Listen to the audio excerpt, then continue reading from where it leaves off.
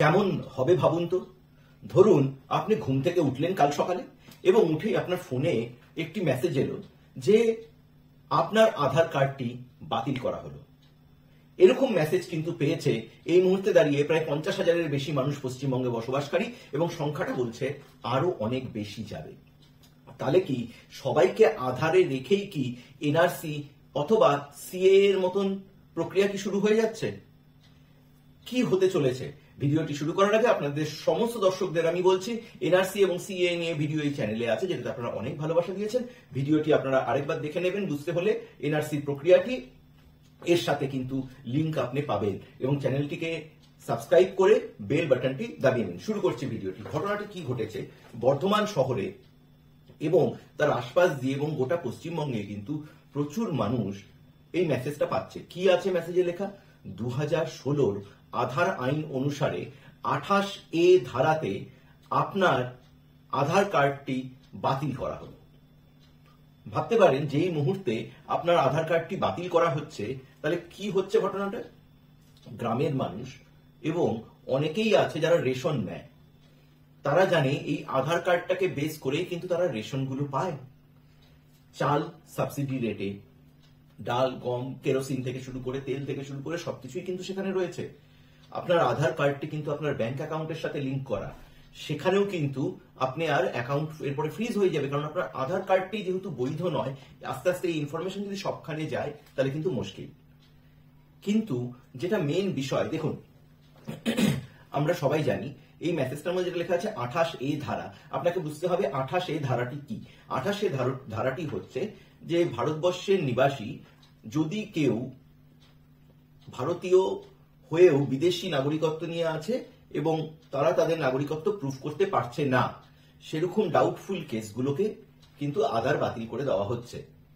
কিন্তু আমরা তো জানি এনআরসির যে প্রক্রিয়া, যে প্রসেস আপনাদের আমি বলেছি, তার মধ্যে কিন্তু লেখা আছে যে সেখানটাতে রিজনাল লেভেল, জোনাল লেভেল বা ব্লক লেভেল, মিউনিসিপ্যালিটি লেভেল বা পঞ্চায়েত লেভেলে আপনার যদি ডাউটফুল কেস হয়, সেখানে আপনাকে তারা প্রথমে ডাকবে।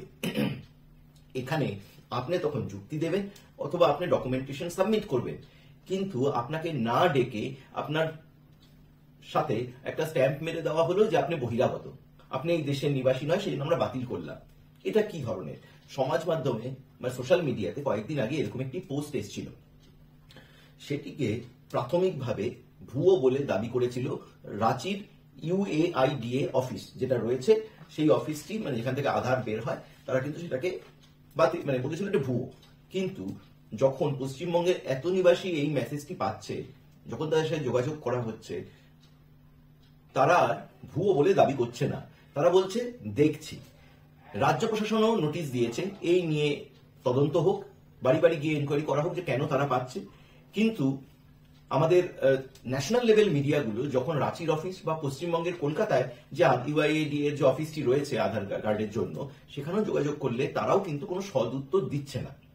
তার মানে পুরোটাই কি স্বরাষ্ট্র মন্ত্রকের মানে তাদের যে নোটিশ, সেই নোটিশটি কি কার্যকর হচ্ছে চুপিসারে? মানুষ তাহলে কোথায় যাবে? সাধারণ মানুষ যারা ধরুন বাই মিস্টেকও হয়েছে বা একটা আত্মপক্ষ সমর্থনের, আমরা জানি যে সেখানে এনআরসি নিয়ম অনুযায়ী কি কি ভাবে এনআরসি হবে, তার মধ্যে কিন্তু এটা ছিল যে আধারে যদি আপনার কোনো ভুলভ্রান্তি থাকে বা কোনো ডাউটফুল কেস হয়, আপনাকে ডাকা হবে। সেটা ছাড়াই একটা মানুষের জীবন সংগ্রামটা কিন্তু ফট করে প্রবলেম হয়ে যাচ্ছে। অ্যাকচুয়ালি এর আগে স্বরাষ্ট্র মন্ত্রকের সাথে কিন্তু রাজ্যের একটা বৈঠক হয়েছিল, ঘটনাটি একদমই সত্যি।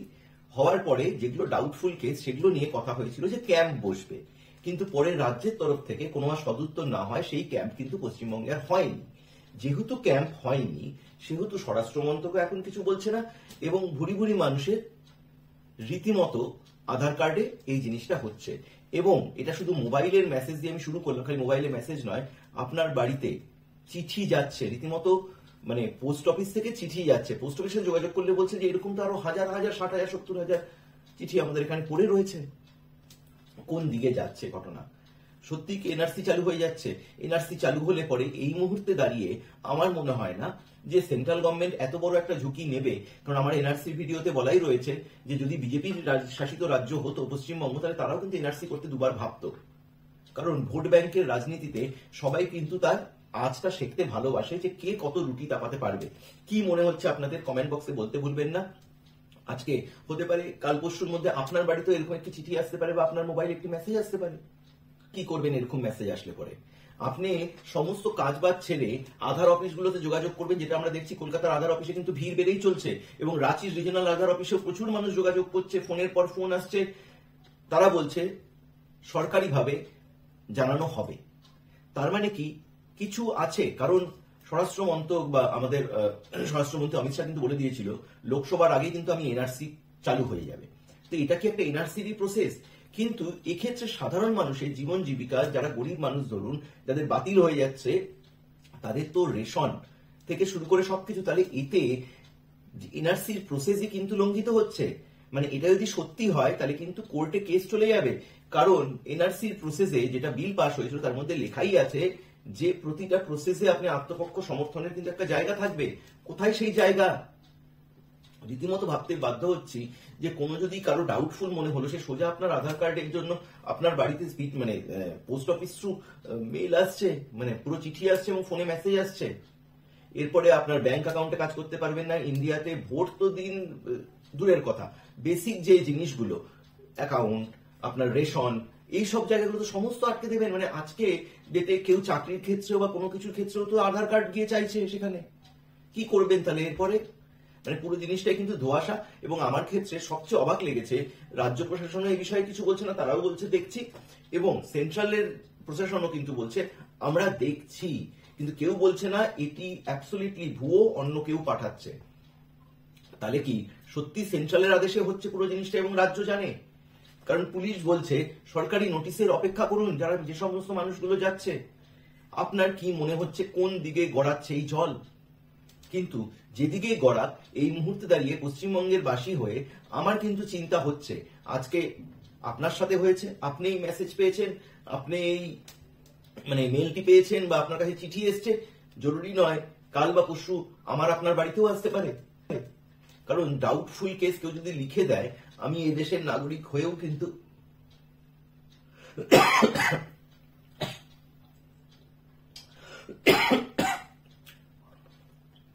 ডাউটফুল কেস কেউ যদি লিখে দেয়, আমি কিন্তু এদেশের নাগরিক হয়েও কিন্তু কেস খেয়ে যাব। মানে পুরো জিনিসটা আমার পৃথিবীটা ফট করে চেঞ্জ হয়ে যাবে যে আমার আধার কার্ড বৈধ নয়, হয়তো আমি এই দেশেই বসবাস করছি।